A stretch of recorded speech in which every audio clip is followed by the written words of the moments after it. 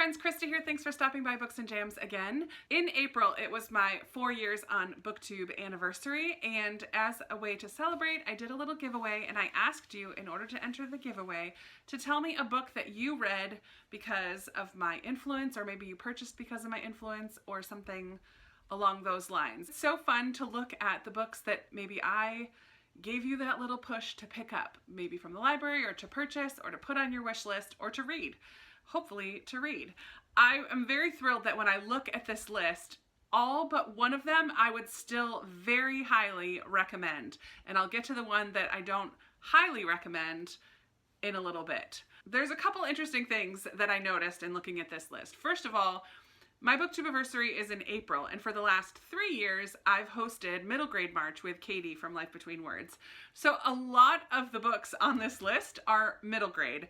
And I think in part that's because I love middle grade and I talk about it a lot, but also in part because March just happened the month before, and so a lot of my content was focused on recommending some great middle grade books, and so that's what's kind of fresh on everyone's mind. I'm very curious if I were to do this video in October or at any other time of year, if the books might have been different.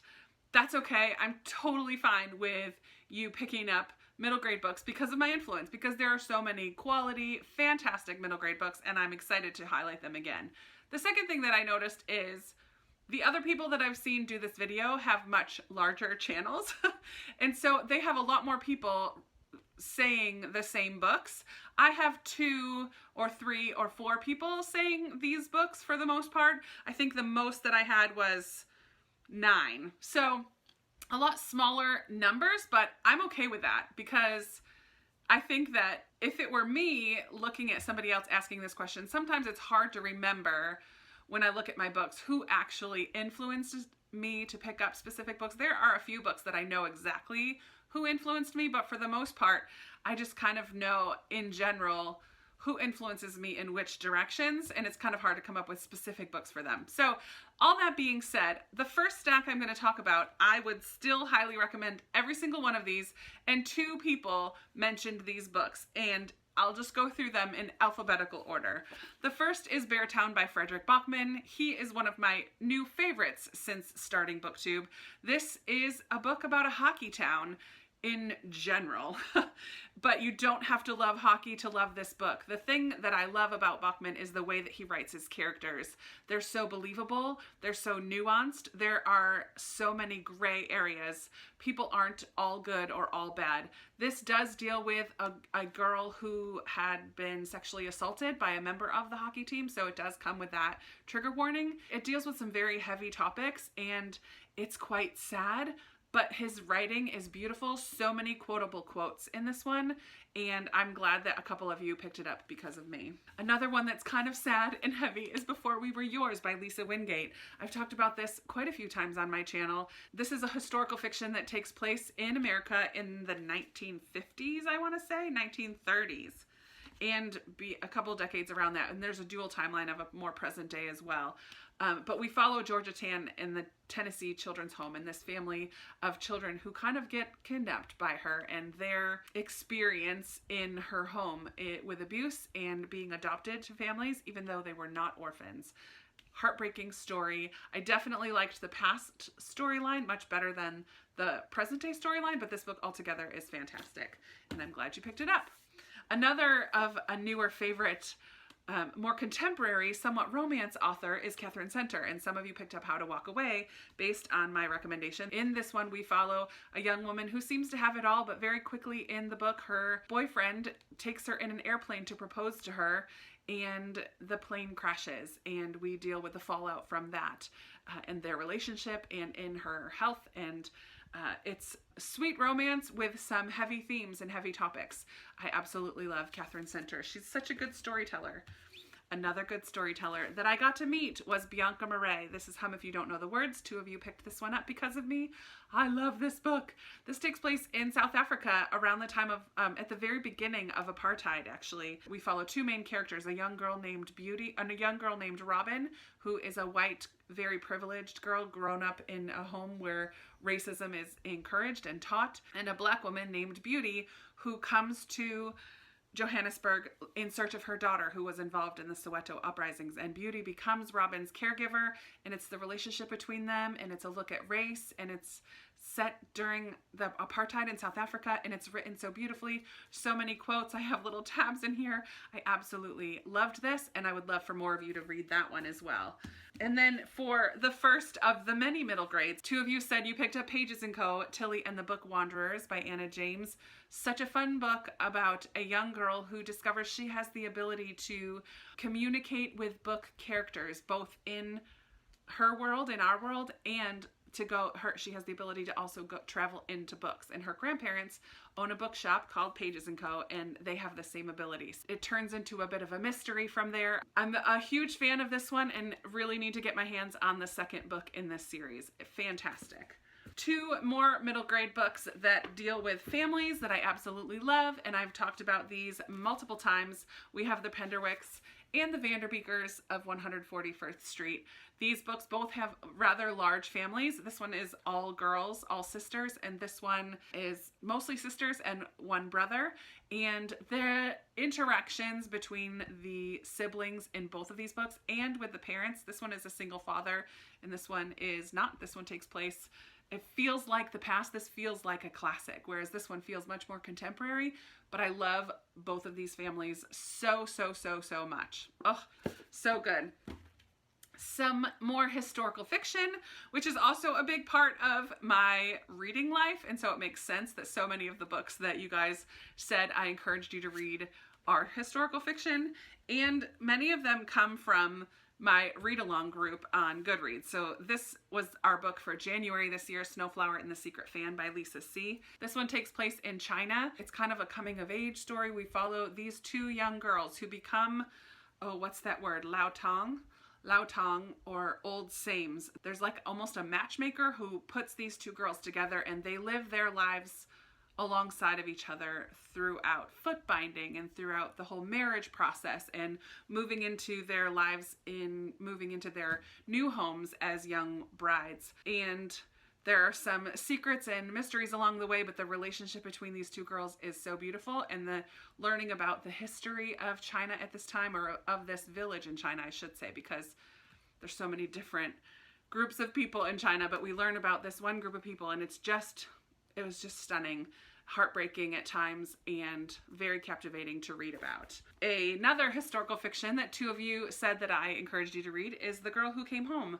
a novel of the Titanic by Hazel Gaynor. If you're looking for another non-World War II historical fiction, this would be a great one to pick up. It does take place during the Titanic. This young girl leaves her home in Ireland to travel to America, and she's on the Titanic, and she does survive. That's in the title, The Girl Who Came Home. We just learn about her romance and her experience. She is not one of the wealthy on board, so she's down in the working class rooms down below, and this does have a dual timeline. The second timeline takes place in 1982 in Chicago. So very interesting. This opened the door to Hazel Gaynor for me, and I've read a couple others of hers since and really love her and think more people should pick her up. This one actually came to me recommended by Maria from Read, Create, Repeat Homeschool. I don't know if homeschool is still in her title of her channel.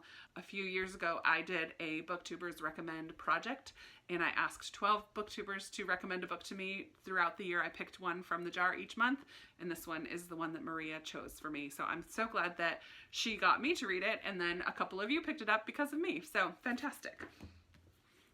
One of 2 nonfiction on this list. Surprise, surprise, The Sun Does Shine by Anthony Ray Hinton. This is a nonfiction memoir of Anthony Ray Hinton, who, if you haven't heard me talk about it before, he was convicted of murder and sentenced to death row, to the death penalty, and he is innocent, and he survived and lived 30 years almost on death row, and this is his journey in that experience of what that was like for him, and whew, it's a doozy. Very readable, but also very heartbreaking and very encouraging and challenging and inspiring as well. I absolutely love this, and I want more of you to read it.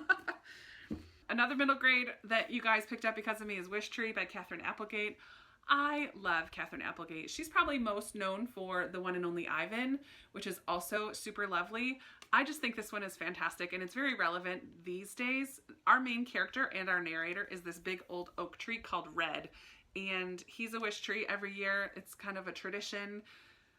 I don't know if it's in this town or if it's a real thing, but people once a year on a specific day come and tie their wishes onto Red. He lives in between these two homes, where one home is lived in by a refugee family or an immigrant family, and the kid in that family is bullied in school and feeling very lonely, and so is the other girl in the home next door, and they kind of spark a very gentle, sweet friendship at the base of this tree. And the tree kind of is what ends up bringing this town together. It's just lovely. It's super short, and there are sweet illustrations throughout, and there we get to meet some of the animals and birds who live in this tree. It's lovely. I laughed, I cried. It's very tender. Oh, love, love, love. The last one that only 2 of you mentioned that I got you to read was Wonderstruck. And I don't own this one, but I just read it this year. It's a Brian Selznick book. He is fantastic for mixing art with his prose. He's lovely, and Wonderstruck is definitely my favorite of his 3 books. We follow a deaf character and another little boy, and their stories are set in 2 different times, but eventually come together at the end, and it's lovely. Please, please read a Brian Selznick. You will not be disappointed, unless you read the Marvels. That one was a little disappointing, but I loved Wonderstruck. All right, moving on to the books where more than 2 of you mentioned. 3 of you made my heart happy when you said you picked up Anne of Green Gables because of my influence, and this is by Ella Montgomery. This is my very well-loved 1980s paperback, like discolored, many times read copy that I will never get rid of. I do have a nice copy now, but I love to show this one because it's just so nostalgic. In Anne of Green Gables, if you're unaware, we follow an 11-year-old orphan who is adopted by a brother-sister duo who's a slightly older, running a farm in Prince Edward Island, and it's her tale of adventure and imagination and heart, filled with so much heart. I absolutely, absolutely love this book, and I'm thrilled that a couple of you picked it up because of me. We have quite a few more middle grade coming your way. The War That Saved My Life by Kimberly Brubaker Bradley is another historical fiction set during World War II, where in England, and this happens just before the Blitz, when many families in England sent their children to live out in the country to try to protect them from the upcoming war. We follow Ada and her little brother Jamie, I think his name is. Ada has a clubfoot, and her mother is awful, abusive, embarrassed because of her, never got her medical attention. Ada never actually learns how to walk even. She's kept inside of her home, never allowed to go outside, and her mother is just awful. But then Ada and her brother are able to get out of London, and they stay with a woman named Susan who has some issues of her own, and it's just about Ada and Susan and Jamie, but really Ada and Susan opening up their hearts and seeing life in different ways, and it's absolutely beautiful. It was a Newbery Honor winner. Please read this book and its sequel, The War I Finally Won. Beautiful, beautiful story. The next one, 3 of you also said that I encouraged you to read, and this is the one that I wouldn't highly recommend, the only one on this list that I wouldn't say, go pick it up right now. And that's The Book of Boy by Catherine Gilbert Murdoch. This was our middle grade March read this year, and it wasn't my favorite. It was okay. I gave it 3 stars. It is set in medieval times, so that's interesting. And we follow Boy, a worker on this estate, and a pilgrim comes through and kind of scoops Boy up and brings him along on this pilgrimage to collect artifacts from St. Peter. This one was just okay for me. I gave it 3 stars. It is set in medieval times, which is kind of interesting. The story itself was fine. It was okay, but it didn't blow me away like most of these other books on this list. And I think a couple of you picked it up because it was our middle grade March pick of this year. I wouldn't highly recommend it, but I would say that it was a decent read. Then one of my favorite storytellers, Kristen Hanna, wrote The Great Alone, and 4 of you picked this one up because of my recommendation. This is another one that is a little more on the heavy side, definitely on the heavy side. Sad. We follow this family, Lena, a young teenage girl, and her parents who pick up their life and move to Alaska. The father comes home from the Vietnam War. It's set in the 1970s.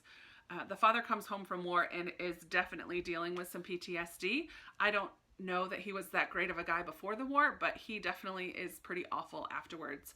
Mom and daughter have to walk on eggshells around him. He is abusive, especially to the mother, very manipulative in his behaviors and physically abusive as well. And they move to Alaska. So add into that already tense situation the isolation and struggle that you need to even survive in Alaska, let alone struggle to survive in your own home. And it just makes this a very intense and heavy and somewhat dark read, but she does it in such a way that's really beautiful. And Alaska, while it is this intense and difficult setting to live in, she makes it definitely a character in this book, and it's so alive as well.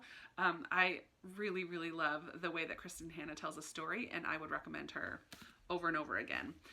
3 of the last 4 are middle grade. Surprise, surprise. 5 of you picked up Echo by Pam Munoz-Ryan because of me, and this is a lovely middle grade. I would recommend listening to it on audio. There is a main theme of music throughout this, and so if you listen to the audiobook, you get a bit of that music as well. We follow 3 characters during the time of World War II. One is a Jewish boy in Germany, then we follow brothers in Pennsylvania, and then a young girl in California, who I believe is a Mexican migrant worker.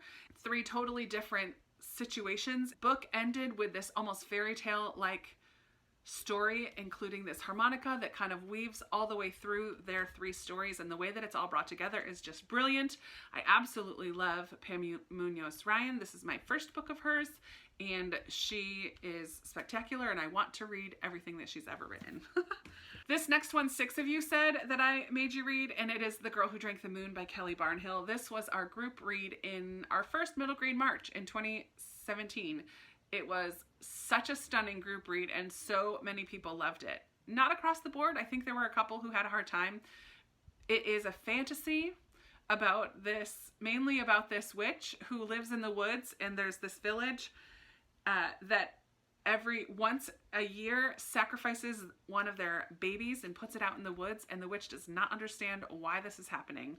So she takes the baby to another village to get it adopted by a family in another village. One year, as the witch is bringing the newest baby to this other village, she accidentally feeds the baby moonlight instead of starlight, and that magics the baby. And so the witch feels responsible for this, and the story goes from there. We deal with such deep themes in this book, like grief and loss and longing, and it's couched in this beautiful fairy tale-like story, which includes a tiny dragon who thinks that he's a huge dragon, and a swamp monster, and it has beautiful imagery, beautiful writing. It's fantastic, fantastic story, and I'm thrilled that some of you picked it up because of me. The second to last book, also 6 of you said that you read because of me, and that's Just Mercy by Bryan Stevenson. Such a good read. This was my favorite book of 2019. It is a nonfiction. Bryan Stevenson is the lawyer who worked with Anthony Ray Hinton to finally get him released. He started in Alabama, the Equal Justice Initiative, EJI. They work mainly with people who are on death row who are wrongfully convicted, and they work as a group of lawyers, nonprofit group of lawyers who fight the injustices in our justice system and do their best to get people released who are wrongfully convicted, and really work for justice, like true justice with a heart of mercy. It's not necessarily as easy or flowy to read as The Sun Does Shine, but still very poignant and very powerful and thought-provoking and heartbreaking and infuriating at times. Yeah, such a good book. And finally, 9 People. Surprise, surprise, it's another middle grade, and it's historical fiction. How appropriate that the 2 of my most read types of books are included in this one book, Sweep, The Story of a Girl and Her Monster by Jonathan Auxier. 9 of you said you picked this up because of me. I'm almost positive you read it mostly during middle grade March in 2018. This was or 2019. I said 2017 for the other one. I meant 2018. for this one. It should have said 2018. Anyways, this was our group read last year for middle grade March, and it was so good. It is set in Victorian London, and we follow a young girl named Nan, who is a chimney sweep. It's unusual for a girl to be a chimney sweep. She is petite and able to get through those chimneys, and one time though, she gets stuck in the chimney and she is saved by her monster, who is a golem, and it's the story of Nan and her golem. And I loved that we learned a little bit about Jewish folklore. That's where golems come from. I love that we learned about the culture and lifestyle a little bit during Victorian London, especially in regards to chimney sweeps and child labor. And it is a bit of a coming of age story as well. And I really fell in love with Nan while reading this book and her journey in finding her voice and finding what she believes in and learning to stand up for herself and for others. It's beautiful. I absolutely, absolutely love this book and would highly, highly recommend it along with the rest of the books on this list. So I just want to thank you guys so much for sharing with me the books that I maybe encouraged you to read. Hashtag Krista made me do it. It is so fun to take a look at what maybe I influenced you to pick up. I feel like this stack of books is such an accurate picture of my reading life. It is mainly historical with a little tiny bit of nonfiction and a little tiny bit of contemporary and a lot of middle grade. I feel like it's a super accurate cross section of my reading. Maybe lately I have a lot more contemporary, but in general, this suits my reading really well. I appreciate those of you who mentioned books that I made you pick up. It was just a lot of fun to take a look at that. And I need to stop talking now because this is super long. I would say if you've read any of these, let me know down below, but you did read all these. That's why they're in this video. If you think of any other books that I encouraged you to read, I would love to hear that down below. If you're not a part already of my Goodreads read along on Goodreads, that is always linked down below. I would love to have you join us every month. Most of those have been hits for me, some flops along the way, but I really appreciate the conversation that happens over there and just kind of doing that loose buddy read with others every month. I would love to have you join in that fun. And let's just chat down in the comments about these books, about any other books you want to chat about, or about life in general. How are you? I would love to talk down in the comments below. Give this video a big thumbs up if you liked it. Thanks for being a part of this little corner of the internet for the past 4 years or 4 months or 4 days, however long you've been here. I appreciate you being here. And that's it for me today. I will talk to you in another video very soon. Bye.